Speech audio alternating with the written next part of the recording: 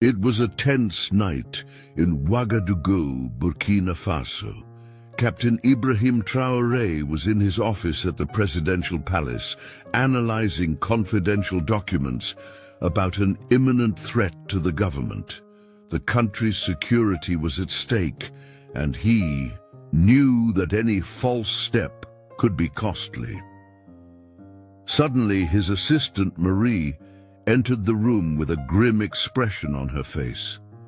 She carried a sealed envelope in her hands, which she silently handed to Traore. "Mr. President," she said hesitantly, "this arrived just a few minutes ago. It's urgent." Traore frowned as he opened the envelope. Inside was a detailed intelligence report that exposed a plot to overthrow him. Among the names of the alleged scammers, one caught his attention: Amadou Diallo, his childhood friend and youth companion. Traore's heart sank. He felt like he had been punched in the stomach. Amadou was more than a friend. He was a brother. They grew up together in Bondakui, sharing dreams and difficulties. When Traore took charge of the country after the coup d'etat, he offered Amadou a strategic position in the government, believing they could work together to rebuild Burkina Faso. But now, the evidence was clear. Amadou was involved in a plan to betray him. That can't be true," muttered Traore, his eyes fixed on Amadou's name on the report. Marie remained silent, allowing him to process the information. She knew how deep the bond between the two men was. "Sir," she said finally, "what do you want to do? Should we mobilize the security forces?" Traore shook his head. "No, I'll handle it myself." Traore decided to travel alone to Bobo Dioulasso, where Amadou was allegedly coordinating the coup plotters. He ignored the recommendations of his generals and security team, who urged him to send an armed task force rather than face the situation personally. "Mr. President," said General Cabaret, worried, "this is extremely dangerous. We don't know how many men we are dealing with." "I'm not going to fight," replied Traore calmly, adjusting his military jacket. "I'm going to understand, and if possible, resolve this as a brother, not as an enemy." The journey to Bobo Dioulasso was silent. Traore drove his own car, lost in thoughts about the past. He remembered the nights when he and Amadou dreamed of a better future for Burkina Faso. How could that same man now be plotting against him? Upon arriving in the city, he headed to a small house on the outskirts, where Amadou had last been seen. When he knocked on the door, he was greeted by a tall, thin man dressed in simple clothes. It was Amadou. "Ibrahim?" said Amadou, surprised to see his friend. "What are you doing here?" Traore looked at him for a long moment before responding. "I could ask you the same, my brother. Why are you doing this?" Amadou hesitated, visibly uncomfortable. He invited Traore to enter, closing the door behind them. The room was simple, with little furniture and some old photos on the walls, including one of the two of them in their youth. "You know why I'm doing this," Amadou said finally, sitting down on a worn chair. "Our people are suffering, Ibrahim, and you're so busy trying to save the country that you forgot to listen to the people." Traore shook his head, frustrated. "I never forgot the people, Amadou. I grew up among them, just like you. But overthrowing the government won't solve our problems. It will only create more chaos." Amadou lowered his eyes, clearly torn between his convictions and the friendship he still felt for Traore. "I just wanted to help," he murmured. "But no one listens to me, not even you." Traore sat next to him, placing a hand on his shoulder. If you want to help, then stand by me. Together we can do more than any uprising could." For a moment, there was silence in the room. Amadou seemed to be pondering Traore's words as tears began to stream down his face. "I was wrong," he finally admitted. "But can I still fix this?" Traore nodded. "Yes, my brother. We all make mistakes. The important thing is what we do after we recognize them." After the emotional conversation with Amadou, Traore returned to the presidential palace in Ouagadougou. He was visibly shaken, but determined to make a fair decision about his childhood friend's fate. The meeting room was tense when he entered. The generals and ministers waited anxiously, knowing that the president had faced something personal in Bobo Dioulasso.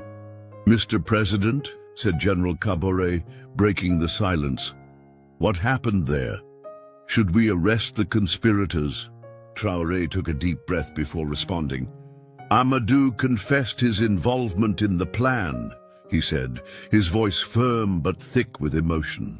"But he did not act out of personal ambition. He believed he was helping our people." Those present were silent, surprised by the revelation. Many expected severe punishment for the coup plotters, but Traore seemed inclined to take a different approach. "I've known him since I was a child," continued Traore. "He was one of the first to believe in me when I dreamed of changing this country. I can't just dismiss him as an enemy." The Minister of Justice intervened, worried. "Mr. President, this could be seen as weakness. If you spare Amadou, others may interpret this as an opening for future betrayal." Traore nodded, understanding the gravity of the situation. "I understand your concerns," he said, "but we also need to remember that leadership is not just about punishing, it's about righting wrongs and building bridges." He then announced his decision. Amadou would be removed from his government position and sent to work directly with rural communities, where he could contribute positively. The decision was met with a mix of approval and skepticism. Some ministers applauded Traore's compassionate approach, while others feared the possible political consequences. The next day, Amadou appeared at the palace to receive his new assignment. He was visibly embarrassed but grateful for the opportunity to make amends for his mistakes. "Ibrahim," he said, his voice breaking, "I don't know if I deserve your trust after what I've done." Traore placed a hand on his shoulder. "No one is automatically trustworthy, my brother, but everyone deserves a chance to prove themselves again." After making the decision to give Amadou a second chance, Ibrahim Traore returned to the presidential palace in Ouagadougou.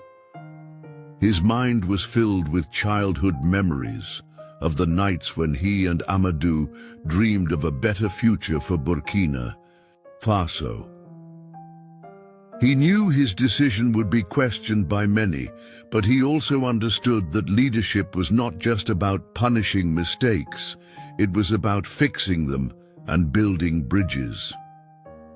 That night, Traore walked alone through the palace gardens, reflecting on the personal risks involved in his position. He thought of the hundreds of people who trusted him, who saw in him not just a political leader, but a symbol of hope and dignity. "How can I lead my people if I can't forgive my own brother?" he muttered to himself as he watched the stars in the night sky. Suddenly, he heard soft footsteps behind him. It was Marie, his assistant, who came with a cup of hot tea. "Mr. President," she said gently, "you look tired. Can I help you with anything?" Traore smiled, appreciating her concern. "Marie, do you ever feel like sometimes doing what's Right is harder than doing what's easy. She nodded, immediately understanding the depth of the question. Yes, sir. But that's exactly why people trust you. Because you take the hard way when necessary. He sighed, feeling a little lighter after sharing his thoughts. I hope you're right, Marie. I hope you're right. The following day, Traore called an emergency meeting with his cabinet to discuss next steps. He knew that Amadou's betrayal was not an isolated case. There were other coup plotters who needed to be stopped to guarantee the country's security. Gentlemen, he said, looking directly at his ministers and generals, we cannot allow the ambition of the few to compromise the future of the many. Today, we will act firmly, but also justly. The generals nodded, ready to carry out their orders. Traore then detailed the plan. The coup leaders would be arrested and put on trial, but those who showed genuine repentance would be given the opportunity for redemption, as in the case of Amadou. While security forces carried out the arrests, Traore decided to visit some of the rural communities that had been impacted by political instability. He wanted to hear directly from citizens how they were handling the situation. In a small village north of Ouagadougou, he found a woman named Fatou who had lost her husband during a previous conflict. She held a faded photo of him as she spoke to Traore. Mr. President, she said, her voice choked with emotion, I just want my children to grow up in peace. We don't need riches, just security. Traore placed a hand on his shoulder, deeply touched by the simplicity and sincerity of his words. You have my word, Fatou. We will do everything we can to ensure your children have the future they deserve. Observing the scene, a journalist wrote in his notebook, Today in Burkina Faso, I saw a leader who not only governs, but who listens. A leader who understands that true strength lies in connecting with his people. Fatou walked slowly towards the Innovation Center, his face marked with concern. She had traveled hours from Bobo Dioulasso, carrying with her not only her suitcase, but also the memories of her mother, Marie, who always dreamed of seeing her daughter achieve something greater. Upon arriving, she found a scene she had never imagined. A crowd gathered to celebrate the advances of the Dignity Through Self-Sufficiency program. Marie was there, just as Traore had described, tears streaming down her face as she coordinated the final details of the ceremony. Malik, the boy who had once fought a fever in a makeshift hospital, now wore a new sweater and smiled beside her, holding a board with photos of local initiatives. Ibrahim Traore took the stage simply, wearing traditional Burkinabe clothes. He looked at the crowd, visibly moved to see so many lives transformed by the project. Today, he said, his voice thick with emotion, we are not here just to celebrate numbers or public policies. We are here to honor those who built this country with their hands and minds. You are the true pillars of Burkina Faso. He then addressed Trump directly, even though he knew the former American president was not present. Mr. Trump, he said, looking directly into the cameras, you called me naive, but I want you to know that our naivety is changing lives. Our strength is in the small daily victories, in the communities that come together to build a better future. The audience applauded warmly as images of flourishing farmers, children studying in renovated schools, and young scientists developing innovative solutions were projected on the screen. Fatou was invited on stage to speak. She hesitated. For a moment before finding the courage. My mother always taught me that we should fight for our dreams, she said, holding up the old book that had belonged to her mother. Inside it, a simple sentence was written: "Knowledge is the greatest inheritance we can leave." Traore smiled, deeply touched by the message. He knew this was more than just a memory. It was a reminder that every act of kindness could create big changes. Meanwhile, in the United States, Trump watched the live broadcast with growing, if reluctant, admiration. During a live interview, he was asked again about Traore. "This guy is something special," Trump admitted, surprising the audience.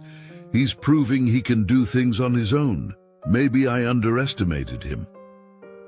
Trump's statement was widely publicized, further reinforcing the message that gestures of kindness and genuine leadership can unite people from different parts of the world. Back in Burkina Faso, Traore continued his mission of transformation. During a visit to a small rural village, he met a child named Mamadou, who had received school uniforms and supplies thanks to resources generated by land reform. "Mr. President," she said, her voice shaking with emotion, "this is for you. I wanted to show you that we are using what we have been given to learn." Traore smiled, deeply touched. "You don't just owe it to us, Mamadou. You're proving that when we give people the right tools, they can conquer the world."